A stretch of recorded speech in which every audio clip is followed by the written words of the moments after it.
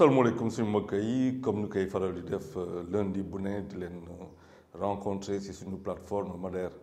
TV nga xamante ne vous pouvez voir ça sur www.maderpost.com ou les applications telepac.net ou africaorigine.net. Aujourd'hui, au sommaire de notre émission Point de vue, ñaari affaire essentielle benn bi ce sont les législatives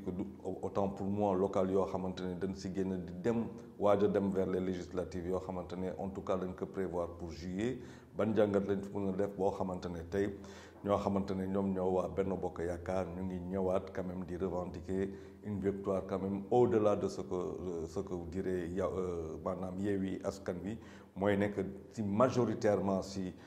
communes yoo xamante ne ñoom ñooy composé dëkk bi maanaam si 557 communes yi ñoom ñoo remporté 527 communes bàyyi lu si des et aussi pareil si wàllu département nga xamante ne Sénégal 46 départements lay compté ñu ne à peu près 39 départements la ñu remporté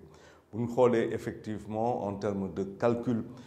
si kaw la carte bu ñu defee carte bi nii maanaam bu ñu la tegee carte comme ça a été fait yàggul noonu carte boo xamante ne lépp marron la ñu gis ak ñu xool effectivement si communes yi on peut dire effectivement que la victoire au regard de la carte en tout cas est majoritaire mais bu ñu defee calcul ko googu na rek erreur dina am pourquoi erreur mun na am parce que tout simplement il y a ce qui relève quand même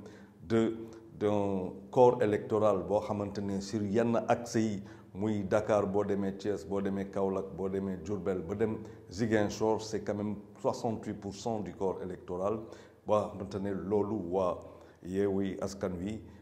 ñoom ñoo ko gagné ak il faut aussi ajouter wàllu def si bokk même bu fekkante ne son score n'est pas extraordinaire ak beneen coalition c'est la coalition boo xamante ne PUR qui a été avec le PUR qui a été candidat à la présidentielle bi passé en 2019 te ñu def benn score honorable pour une première participation léegi bu ñu xoolee positionnement Benno Bokk Yaakaar qui a raison en tout cas de revendiquer ne que ñoom ñoo gagné et largement les locales ba pare Yewwi Askan Wi ak ñeneen di tenir benn discours kooku boo ko xoolee da nga koy inscrire non seulement si benn cadre communication seulement communication googu am na solo parce que bu ñu xoolee bu baax quand il parlait en tout cas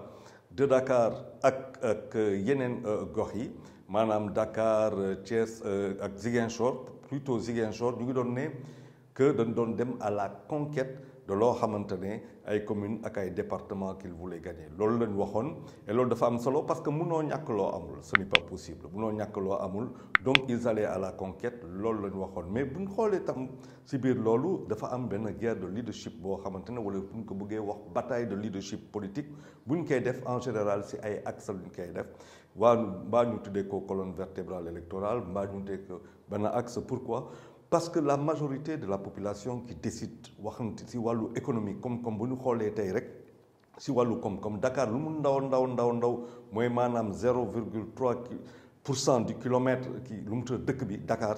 maanaam bu ñu xoolee suñu dëkk tolluwaayu dëkk Dakar lu mu si toll dafa tuuti ba nga xamante ne du bokk sax wante nag si Dakar nañ am 4 à 5 millions d'habitants bu dee si wàllu koom-koom la près de 80% suñu activité économique fii la nekk bu dee tam si loo xamante ne moom la ñuy wax la masse travailleuse mooy lan mooy ñoo xamante ne dañuy liggéey si wàllu état wala ñu liggéey si ay entreprise privée 51% Dakar la ñu nekk maanaam décision nga si biir décision politique bu amee si maanaam ñoom ñooy wax mbokk yi wala ñoom ñooy wax ak nit ñi ñoom ñooy lu ñuy wax les grands électeurs am nañu pouvoir am nañu doole trop pour orienter vote nit ñi mun na nag ne si local yi loolu amul solo loonu parce que d'abord le mode de scrutin nga xamante ne moom lañ génn nii ci local yi dafay may ku ci nekk nga tànn directement sa maire loolu doon lu bees mais buñ ko jëlee loolu bëgg ko yóbbu maanaam def benn conversion lecture politique bu ñu war a dem léegi ci moo xamante ne moom mooy présidentielle day changer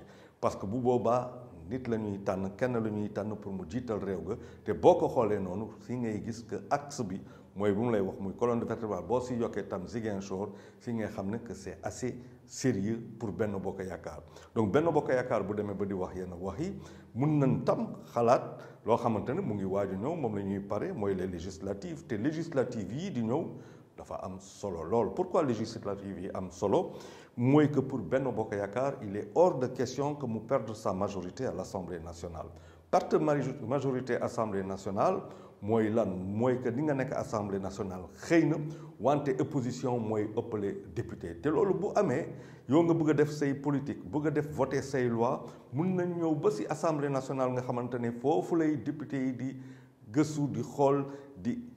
faram-fàccee texte yoo xamante ne moom wala projet de loi yu ñu fa indi ñu am lu ñuy wax oui wala non voter waaw wala déet te boobu bu fekkente ne gouvernement ba moom mooy ñëw indi ay projet de loi moom moo xam si wàllu mu nekk si wàllu économie wala mu nekk si wàllu politique sociale wala culture ak leneen bu fekkente ne majorité ga opposition moo fa ne mun nañ voter non te buñ voter non mun na indi ay complications si suñu dëkk bi mooy maanaam cohabitation bi moom la ñuy wax cohabitation mooy day am gouvernement ba pare assemblée nationale opposition ne fa dootul yomb pour président de la république dootul yomb pour gouvernement te loolu faw ñu xalaat ko bu baax a baax a baax. Benno Bokk Yaakaar a le droit de se poser un certain nombre de questions parce que il y va tout simplement en tout cas l'équilibre des forces en tout cas de la mouvance présidentielle et peut-être même de l'avenir de Bokk Yaakaar, mais de notre côté aussi on peut retenir quelque chose, c'est que Yewwi Askan Wi et les autres coalitions qui se sont dressées pour faire face à Benno Bokk Yaakaar sont dans une dynamique de conquête du pouvoir et les législatives sont un rendez-vous assez important justement pour l'opposition et le pouvoir, non pas seulement de se mesurer, mais peut-être pour créer quelque chose que nous n'avons jamais vu jusqu'à aujourd'hui, une cohabitation. Maintenant, cette cohabitation-là, ban intérêt la amal sénégalais, ban intérêt la amal Sénégal, beaucoup de Sénégalais d'en décider. Sénégalais, ils n'ont pas décider. Pourquoi ils n'ont pas décider? C'est en fonction de leurs convictions et c'est en fonction de leurs principes. Il appartient donc aux Sénégalais de décider pour les législatives et éviter donc par conséquent toute tentative, ça pourrait mettre le pays dans une situation assez complexe après ce que nous avons vu en mars dernier. Ce n'est pas, c'est un appel à la raison en tout cas qui est anticipé, qui est en train d'être fait pour éviter en tout cas que nous vivions des situations assez difficiles. Cela veut dire que donc nous avons un maire de Dakar qui devra aussi travailler parce que quoi qu'on dise, Yewwi Askan Wi ak ñeneen ñoo xamante ñu gagné, ils doivent prouver. Barthélémy Diaz a la possibilité en tout cas aujourd'hui de s'inscrire dans l'imaginaire et dans le cœur des Dakarois, peut-être pourquoi pas, pour faire 5 ans, parce qu'en sachant que sur les 5 ans, nous avons un intervalle rapidement, ce sont les législatives, un intervalle de la présidentielle, et ça c'est assez important pour lui de travailler, peut-être pourquoi pas pour aller vers un deuxième mandat. Moi, personne n'y pense, et qui peut, peut-être c'est pas que personne n'y pense, mais en tout cas qui est en train de travailler pour ce que moi j'appelle déjà le président de la transition, parce que je suis convaincu que quand on ira en 2024, madame, quand le président Macky Sall devrait partir, parce que d'ailleurs, Sénégal,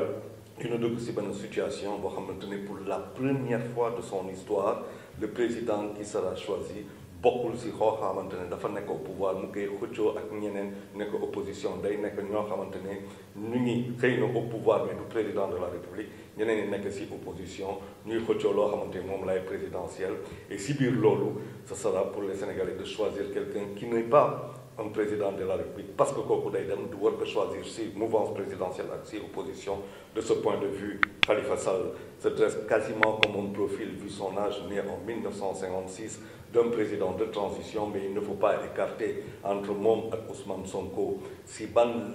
link la ñuy dem ñoom ñaar est-ce que kenn kii da mun a xaar keneen kii pour que tout simplement mu def lu muy def est-ce que tam bu ko defee on a vu ce qui s'est passé en Mauritanie et d'autres pays est-ce qu'il va lui repasser le relais? Loolu c'est des questions d'avenir que bien entendu les Sénégalais vont commencer à se poser dès maintenant, dès à présent, mais certainement beaucoup plus en 2023 et pourquoi pas et en 2024 quand il s'agira de voter. On parlera aussi de Karim Wade qui bien entendu est quelqu'un dont on parle beaucoup, mais si on parle beaucoup c'est parce que tout simplement il est dans l'imaginaire, mais qui du point de vue politique existe de manière virtuelle avec des communiqués et parfois des déclarations. Les Sénégalais en attendent bien plus, mais est-ce qu'aujourd'hui les Sénégalais sont dans une situation de se dire, bon, Karim Wade qui va revenir, c'est quelqu'un avec lequel on peut compter. Ça, c'est discuter du sexe des anges, c'est tirer sur les comètes. Est-ce que ce n'est pas trop tard pour lui? C'est lui qui verra, mais il appartiendra aux Sénégalais, en tout cas d'en décider. Pour finir ce point de vue, on pourra parler des Lions, les féliciter pour leur brillante victoire. En tout cas, hier, brillante ou pas, les gens auront toujours quelque chose à dire sur la manière, mais ils ont quand même battu la Guinée équatoriale par 3-1. Débuts qui ont été marqués, bien entendu, par d'abord Diédhiou, Famara Diédhiou sur une belle ouverture, loolu ñëpp gis nañ ko, gis que effectivement dañ koy ne toujours quand le jeu est direct dans les intervalles, maanaam s'il y a du jeu, le Sénégal peut faire la différence parce que dafay mën bette dans la profondeur, la rapidité d'exécution. Famara Diédhiou ak deux remplaçants que sont le capitaine Courage, moom la ñuy wax capitaine Courage, daf koy xeex bu baax a baax, mooy Cheikh Kouyaté, et bien entendu keneen koo xamante ni ñëpp ñu ngi doon xaar son arrivée mooy Ismaïla Sarr qui a été explosif, def la différence. Pour dire simplement en fait que le Sénégal, à mon sens, vient de commencer sa CAN. Le Sénégal a commencé sa CAN en 8e avec le Cap-Vert, a su dominer. On aura beau dire que c'est vrai que le Cap-Vert a joué à 9, mais c'était peut-être dans le jeu un jeu beaucoup plus cohérent. Nous gis effectivement Sénégal gën a si lu mu tudd Guinée équatoriale dimanche. Mercredi, ça va être contre Burkina Faso. On peut dire que la CAN du Sénégal vient de commencer et ñu doon leen mën a def rek mooy souhaiter leen en tout cas bonne chance ñu dem ba final bi xëy na indi loo xamante ne moom lay Sénégalais yi di xaar fi ñoom. Je vous demande en tout cas de bien nous suivre encore une fois sur www.maderpost.com. Les applications, il y a des applications que sont Télépac, autant pour moi, les applications que sont télépac.net et africaorigine.net, Madère TV aussi sur YouTube. D'ici là, à lundi prochain pour un autre numéro. Merci.